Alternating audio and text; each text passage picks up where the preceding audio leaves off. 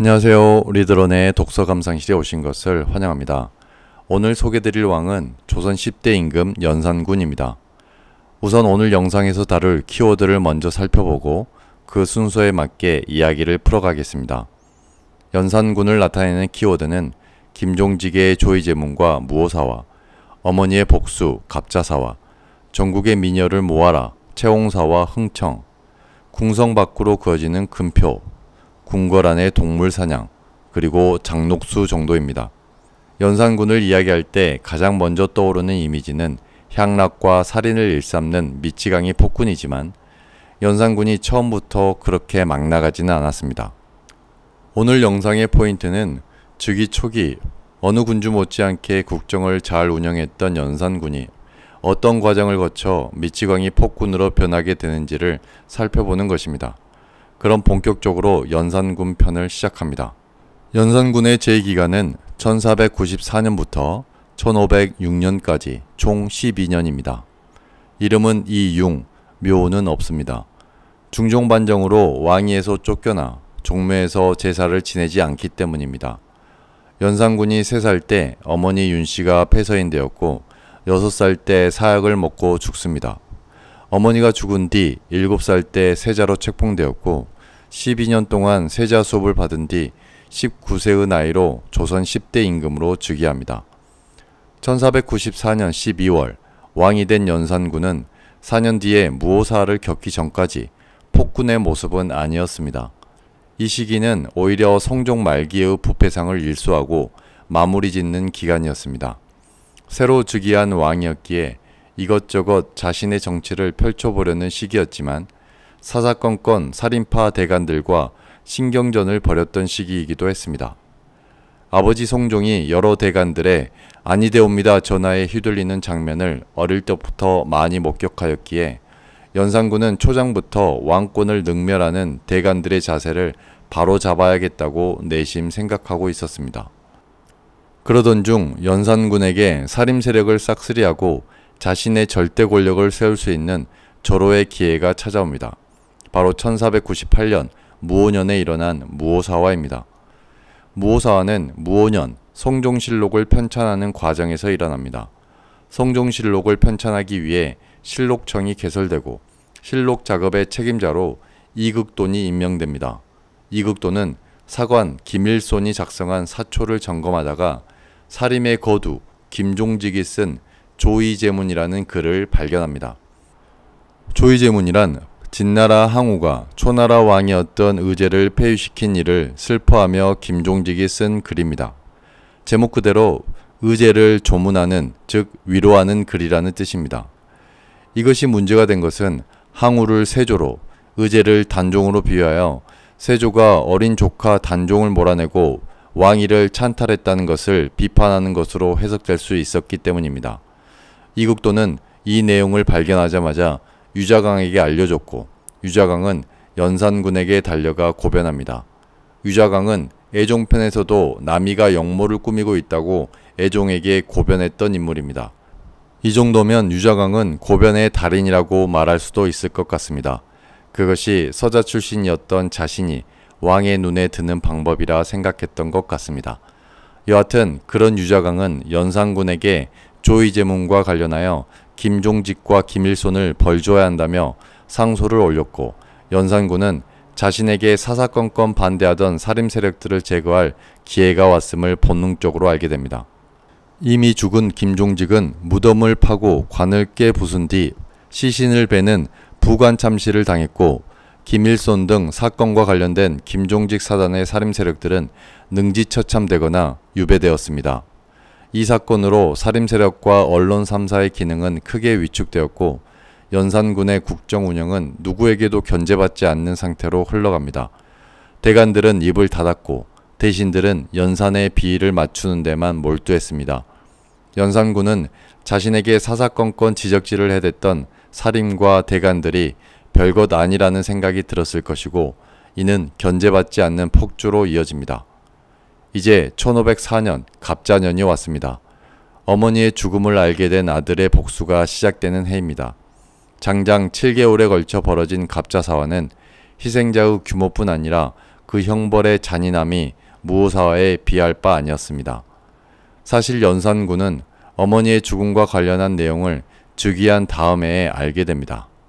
아버지 성종의 묘지문을 읽는 중에 윤기견이라는 이름을 보게 되고 혹시 윤호를 잘못 쓴 거 아니냐고 신하에게 물어봅니다. 윤기견은 연산군의 친모 패비 윤씨의 아버지였고 윤호는 연산군의 계모 정현왕후 윤씨의 아버지였습니다. 이때까지만 해도 연산군은 자신의 어머니가 정현왕후 윤씨라고 생각했었는데 그때 처음으로 패비 윤씨의 이야기를 듣게 된 것입니다. 실록은 왕이 비로소 윤씨가 폐위되어 죽은 줄 알았고 수라를 들지 않았다고 기록하였습니다. 당시 연산군의 느낌이 어땠을까요? 6살에 친어머니가 죽고 계모를 어머니로 알고 자라왔는데 친모가 아니었다니 어쩐지 자기 주위의 모든 어른들이 자기를 대하는 게 조금 달랐을 거라고 생각이 들었을 것입니다. 할머니와 아버지, 계모가 자신에게 왜 그토록 무관심하고 무덤덤하게 대했는지 알 수 있었을 것입니다. 그리고 조용히 칼을 갈았을 것입니다. 내가 알고 있다는 것을 그들이 모르게 해야 한다. 그런 뒤 무오사화가 일어났고 무오사화를 통해 자신감을 얻은 연산은 갑자사화를 통해 궁궐에 피바람을 일으키며 권력의 정점을 실질적으로 움켜쥡니다. 그럼 갑자사화가 일어난 직접적인 계기는 무엇일까요? 바로 임사홍의 밀고였습니다. 임사홍은 일찍이 자신의 두 아들을 애종과 성종의 사이로 만든 왕의 외척이었습니다. 임사홍은 성종 때 주요 요직을 거쳤으나 살인파 대간들에 의해 탄핵을 받아 귀양을 갔고 연산군 즉위 6년 연산군의 총애를 받는 임사홍의 아들 임숭재가 연산군에게 탄원하여 22년 만에 귀양에서 풀려난 인물입니다. 임사홍은 연산군에게 패비 윤씨가 어떻게 쫓겨났고 다시 죽음에 이르게 되었는지를 자세히 알려줍니다. 패비 윤씨 사건은 성종이 차후에 거론하지 말라는 유명을 남긴 적이 있었기에 그때까지 아무도 사건을 입에 담지 않았었는데 임사홍이 연산군에게 그 내역을 말했던 것입니다. 자신은 1차 패비 시도가 있었을 때 끝까지 반대했었기에 연산군 앞에서 당당히 말할 수 있었겠지요. 임사홍에게서 사건의 전말을 듣게 된 연산군은 그 길로 궁궐로 들어가 아버지 성종을 꼬드겼던 두 후궁 엄씨와 정씨를 뒤뜰로 불러 두건을 씌운 뒤 몽둥이로 내려칩니다. 이후 그들의 아들들을 불러 이년들이 간밤에 역적질한 년들이다. 너희가 처단하라 라고 명령을 내립니다. 어두운 밤이었기에 자신의 어머니인 줄 모르고 몽둥이로 내려치지만 그중 한 명은 자신의 어머님을 알고 통곡을 합니다. 또한 윤씨 폐출을 주도한 할머니 인수대비 즉 성종의 어머니 소혜왕후 한씨를 찾아가 머리로 들이받는 폐륜을 행하고 신하들을 어머니의 죽음을 주관한 그룹과 방관한 그룹으로 나누어 살아있는 자들을 사형시키고 이미 죽은 자들은 부관참시를 합니다. 이때 부관참시 당한 자 중에 한 명에도 있었습니다.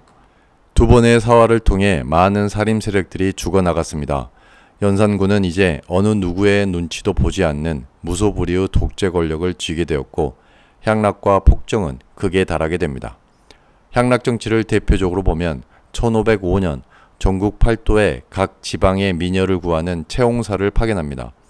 이 채홍사에 임사홍의 아들 임숭재를 보내고 임숭재는 각 지방의 미녀들을 데려와 현재 탑골공원 자리의 원각사에 수용하여 임금에게 바칠 최고의 기생을 만듭니다. 이런 기생들을 운평이라고 불렀고 이런 운평들 중 재주와 미모가 빼어나 대골로 뽑혀간 기생들을 흥청이라 불렀습니다. 연산군의 눈에 들어 흥청이 되면 그 집안은 웬만한 고관대작 부럽지 않는 부를 누릴 수 있었습니다. 연산군이 궁궐에서 이런 흥청들을 데리고 향락을 즐기며 국고를 탕진한다고 하여 그때부터 흥청망청이라는 말이 생겨나게 되었습니다. 이런 내용을 가장 흥미롭게 다룬 영화가 김강우, 주지훈, 임지연 주연의 영화 간신입니다. 다음으로 연산은 궁성을 중심으로 사방으로 금을 그어 왕 전용지를 만들었습니다. 금표 안에는 민간인이 더 이상 살 수 없게 하였고 그 안의 논밭을 사냥터로 바꾸어 사냥을 즐겼습니다. 이러한 금표는 계속 넓혀져 급기야 사방 백리에 이르게 됩니다. 또 궁 안에 사냥을 위한 동물원까지 만들었습니다. 그야말로 궁궐은 연산군이 하고 싶은 대로 다 할 수 있는 난장판이 되었습니다. 사냥과 연애가 날마다 이어졌고 나라 안의 모든 것을 자기 것이라 생각하기에 이르렀습니다. 야사에 따르면 연애 때 본 재상의 부인을 겁탈하기도 했고 월산대군의 부인 박씨를 겁탈하여 임신시키기도 했습니다. 월산대군은 성종의 형님이었으니 연산군은 자신의 큰어머니를 범했던 것입니다. 그 일로 박씨는 자살하였고 박씨의 동생 박원종은 뒤에 나올 반정을 주도하게 됩니다. 이에 연산군을 가장 측근에서 보필했던 내시 김처선은 연산군에게 제발 정신 차리라고 직언하지만 연산군은 그런 김처선의 팔과 다리를 칼로 잘라 죽여버립니다. 김처선은 내시로서 최고 간직인 상선에 올랐던 인물로서 세종부터 연산군까지 왕을 모신 내시였습니다. 이제 신하들은 더 이상 연산군의 폭정을 참지 못합니다. 주동자는 박원종, 성희안, 유순정, 반정은 성공하였고 반정 세력은 연산군의 이복 동생 진성대군을 왕으로 앉히니 그가 바로 11대 임금 중종입니다. 그리고 역사는 이를 중종반정이라 부릅니다. 조선 역사에 반정이 2번 나오는데 연산군 다음에 중종반정과 광해군 다음에 인조반정이 그것입니다. 연산군과 광해군은 왕에서 끌려 내려왔기에 종묘에서 제사를 지내지 않았고 당연히 묘가 없습니다. 그리고 이런 연산군과 광해군의 기록은 실록이라 하지 않고 일기라고 표현합니다. 조선 27명의 왕 중 2왕만 이런 공통점을 갖고 있습니다. 이렇게 연산군은 신하들의 반정으로 끌려 내려왔고 강화도로 유배된 뒤 2개월 만에 병으로 죽게 됩니다. 여기까지 연산군을 쭉 살펴보았는데 뭔가 허전합니다. 생각해보니 장록수를 다루지 않았네요. 장록수를 마지막으로 다룬 뒤 연산군을 마치도록 하겠습니다. 연산군 일기에는 장록수를 이렇게 표현하고 있습니다. 나이는 30세였는데도 얼굴은 16세의 아이와 같았다. 얼굴은 중인 정도를 넘지 못했으나 남모르는 교사와 요사스러운 아양은 견줄 사람이 없었다. 즉 기록에 의하면 장록수는 연산군보다 연상녀였고 얼굴 생김새는 보통이지만 애교가 장난이 아니었던 여인으로 보여집니다. 장록수는 원래 성종의 사촌 동생인 제한대군의 노비였으나 춤과 노래를 배워 기생이 되었고 연산군의 눈에 띄어 입궐된 것입니다. 장록수는 연산군을 때로는 어린아이처럼 때로는 노예처럼 다뤘던 유일한 사람이었습니다. 연산군의 애정결핍을 영리하게 이용할 줄 알았던 장록수. 장록수에 대한 연산군의 애정은 거의 맹목에 가까웠다고 전해집니다. 장록수는 중종반정이 일어나자 몰려온 백성들이 던진 돌에 맞아 죽었고 쓰러진 그녀 위로 커다란 돌무덤이 생길 정도로 많은 돌이 날아왔다고 전해집니다. 저는 맨 처음 연산군이 어머니의 죽음을 알게 된 뒤 복수의 눈이 멀어 사이코가 된 것이라고 생각했습니다. 하지만 여러 책을 통해 연산군을 공부할수록 어머니의 죽음을 자신의 독재국가 건설을 위해 이용한 것은 아니었을까 하는 생각이 들었습니다. 당시 자신을 견제했던 모든 신하들은 어머니의 죽음과 직간접적으로 모두 관련이 있었습니다. 그런 신하들은 어머니의 죽음에 대해 연산군이 어느 정도 알고 있는지 늘 불안했을 것이고 연산군이 툭 내뱉은 패비 윤씨의 이야기에 크게 위축되었을 것입니다. 연산군의 입장에서 어머니의 죽음은 그들을 제거하거나 최소한 찍소리 못하게 견제할 수 있는 좋은 명분이 되었고 재발절인 신하들은 연산군의 폭정 앞에서도 입도 뻥끗 못하는 상황이 되었을 것입니다. 물론 연산군도 그렇게 하나 둘 죽이다 보니 이렇게 해도 되는구나 생각이 들었을 것이고 궁궐 안의 모든 것, 아니 조선의 모든 것이 다 내 것이라는 오만한 생각이 들었을 것입니다. 이상으로 연산군 편을 모두 마치겠습니다. 연산군의 폭정이 용서받지 못한 이유는 백성들을 위한 조치는 하나도 없었고 그 모든 것이 자신의 욕구를 채우기 위한 것에 집중되었기 때문입니다. 다음은 조선 최초의 반정으로 정권을 잡았던 연산군의 이복 동생 중종으로 돌아오겠습니다. 여기까지 유익하셨다면 구독, 좋아요, 알림 설정 부탁드립니다. 감사합니다.